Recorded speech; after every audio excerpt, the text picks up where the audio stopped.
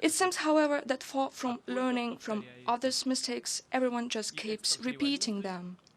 And so the export of revolutions, this time of so-called democratic ones, continues. It would suffice to look at the situation in the Middle East and North Africa, as has been mentioned by my previous speaker. Certainly, political and social problems in this region have been piling up for a long time, and people there wished for changes naturally.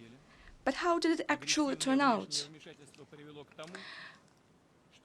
Rather than bringing about reforms, an aggressive foreign interference has resulted in a brazen destruction of national institutions and their lifestyle itself. Instead of the triumph of democracy and progress, we got violence, poverty, and social disaster.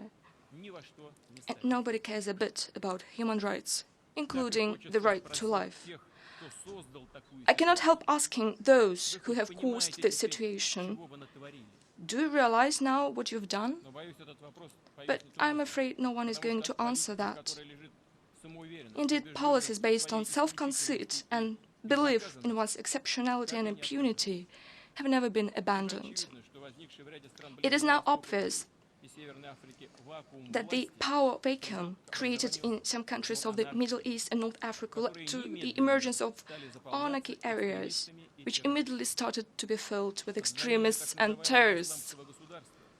In these circumstances, it is hypocritical and irresponsible to make loud declarations about the threat of international terrorism while turning a blind eye to the channels of financing and supporting terrorists, including the proceeds of drug trafficking and illicit trade in oil and arms.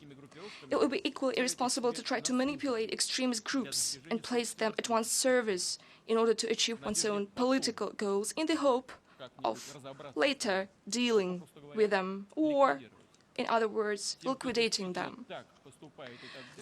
Russia has always been consistently fighting against terrorism in all its forms. Today, we provide military and technical assistance both to Iraq and Syria and many other countries of the region who are fighting terrorist groups.